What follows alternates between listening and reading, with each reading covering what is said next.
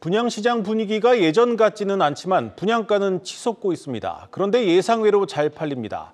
이 고분양가 논란을 빚었던 경기도 용인의 한 아파트 단지가 1순위에서 청약을 마감하면서 놀라움을 주고 있습니다. 부동산부 방서우 기자와 자세히 알아보겠습니다. 방 기자, 이제 수도권은 국민평형 분양가가 10억 원 시대가 열리는 게 아닌가 싶습니다. 네, 그렇습니다. 이제 최근 경기도에서 청약 신청을 받거나 또 분양 예정인 단지들의 국민평형 전용 면적 84제곱미터 기준 분양가가 지금 10억 원을 훌쩍 넘어섰기 때문인데요.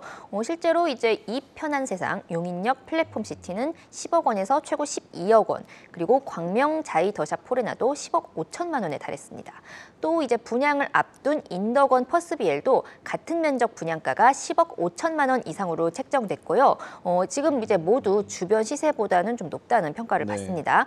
그리고 뿐만 아니라 얼마 전 입주자 모집 공고를 낸 세전력, 두산 위브 트레지움이 8억 6천만 원에서 9억 9천만 원, 또 휘경자의 디센시아가 9억 6천만 원에서 한 9억 7천만 원 수준이었던 것을 감안하면 지금 서울 아파트 분양가보다도 지금 경기도 아파트 분양가가 높은 셈입니다. 그리고 국평 분양가가 지금 12억 원이 안 되는 영등포 자이 디그니티, 그리고 13억 원대였던 둔촌주공 재건축 올림픽 파크 포레온과 비교해도 지금 경기도 분양단지들의 가격이 서울과 큰 차이가 없다는 점을 알 수 있습니다. 세부적인 입지라든가 상품성이 각각 다르긴 하겠지만 확실히 경기도 분양가가 올라갔다는 건 체감을 할 수 있겠습니다. 전반적으로 금리도 물가도 오르니까 분양가 올라가는 건 이해를 하는데 특별히 다른 이유도 있는 겁니까? 일단 말씀하신 것처럼 분양가가 오르는 데는 굉장히 여러 가지 이유가 있습니다. 하지만 이렇게 일부 단지에서 분양가가 지역에 따라 역전되기까지 한 거는 규제 완화, 올해 초 있었던 규제 완화 영향이 큽니다. 연초 규제 지역 해제로 분양가 상한제 적용 지역이 서울, 강남, 서초, 송파, 이렇게 강남 3구와 그리고 용산구 이렇게 4곳으로 축소되면서 정부의 고분양가 통제에서 벗어난 지역이 굉장히 많아졌습니다. 아까 말씀드린 4곳 빼고는 다 벗어난 겁니다. 이에 따라서 그동안 원자재 가격 상승이나 금융비용 인상 등으로 높아진 원가 부담을 분양가에 전가할 수 있는 길이 사실상 열린 셈입니다. 실제로 한국건설기술연구원에 따르면요, 지난 3월 건설공사비 지수가 지금 151.11로 코로나19가 본격화한 2020년 3월보다 거의 30% 가까이 올랐습니다. 이 통상 주택 사업에서 건축 공사비가 차지하는 비중이 한 50% 수준이고, 대지비를 따로 내지 않는 정비 사업의 경우 공사비 비중이 최대 70%까지 높아졌기 때문에 지금 공사비가 오르면 당연히 분양가를 밀어 올릴 수밖에 없고요. 여기에 PF 금리가 지금 대형 건설사 기준으로 한 12% 수준까지 치솟으면서 자금 조달 부담도 굉장히 높아졌습니다. 지금 아까 고분양가 논란이 조금 예상됐던 그 이편한 세상 용인역 플랫폼 시티의 경우도 지금 PF 대출과 토지 신탁 계약 규모를 감안하면 지금 단순 계산만으로는 가구당 평균 7억 원 이상의 분양가가 책정돼야지 마진이 겨우 남는 정도라고 합니다.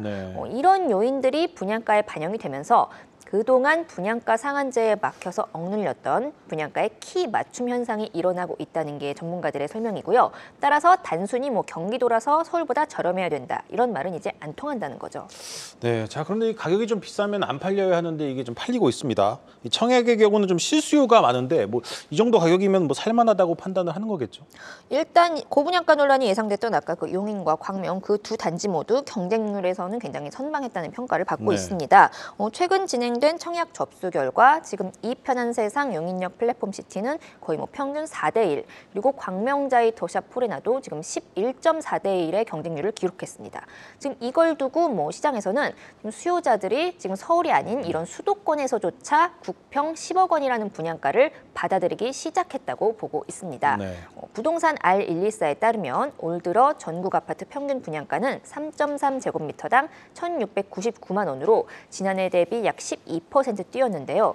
이렇게 분양가가 올랐는데도 청약 경쟁률은 올해 1분기 기준, 1순위 기준으로 거의 경쟁률이 평균 5.4대1로 전분기인 지난해 4분기에 3.6대1 정도가 나왔는데 이 경쟁률을 훨씬 넘어섰고, 또 같은 기간 무순위 청약 경쟁률도 굉장히 좀 2배 가까이 치솟은 상황입니다. 그러니까 정리하면 분상제 무력화, 그리고 공사비와 금융비용 증가 등으로 앞으로 분양가가 좀 떨어지기 힘들다고 판단한 수요자들이 하루라도 빨리 내 집을 마련하기 위해서 좀 나선 것으로 풀이가 됩니다. 네, 이 분양가만 보면 집값은 오늘이 제일 싸다는 말이 딱 들어맞는 것 같습니다. 그런데 이게 좀 호황기 때나 쓰던 말인데 이 호황기라고 지금 보긴 좀 무리가 있는데 이런 상황에서 이제 수요자들이 감당할 수 있는 적정선을 넘어서면 이 미분양이 될 텐데 그 부분이 좀 걱정입니다. 네, 그렇습니다. 일단 전문가들이 강남 3구와 이제 용산구를 제외한 이런 지역에 이제 분양가 고비가 굉장히 풀린 만큼 이대로 이제 급등이 좀 이어진다면 미분양 리스크도 덩달아 커질 수밖에 없다고 우려했습니다. 실제로 10대 건설사들의 이제 지난해 말 미청구 공사액은 1년 만에 한 2조 원 넘게 증가한 상황입니다. 이 미청구 공사액이라는 게 시공사가 공사를 하고도 발주처에 대금 지급을 요청하지 못한 금액을 뜻하는데요. 네. 분양 시장이 호황일 때는 뭐 분양을 완료한 후에 발주처와 이제 정산해서 처리하면 그만이지만 미분양이 대거 발생한다든가 이런 발주처로부터 공사비를 온전히 회수하기 어려운 상황이 닥치면 미청구 금액도 당연히 급증하게 돼 있습니다. 이제 통상 매출액 대비 미청구 공사액이 차지하는 비중이 한 25%를 넘으면 위험 수위라고 보는데요. 지난 2021년 말까지 이 비중이 25%를 넘는 건설사는 단 한 곳도 없었습니다. 하지만 지난해 유동성 위기를 겪었던 롯데건설 그리고 아파트 붕괴 사고로 손실이 발생했던 HDC 현대산업개발이 바로 이 마의 25%를 넘긴 것으로 나타났습니다. 문제는 작년에는 미분양이 이제 올해보다 이렇게 많지는 않았다는 겁니다.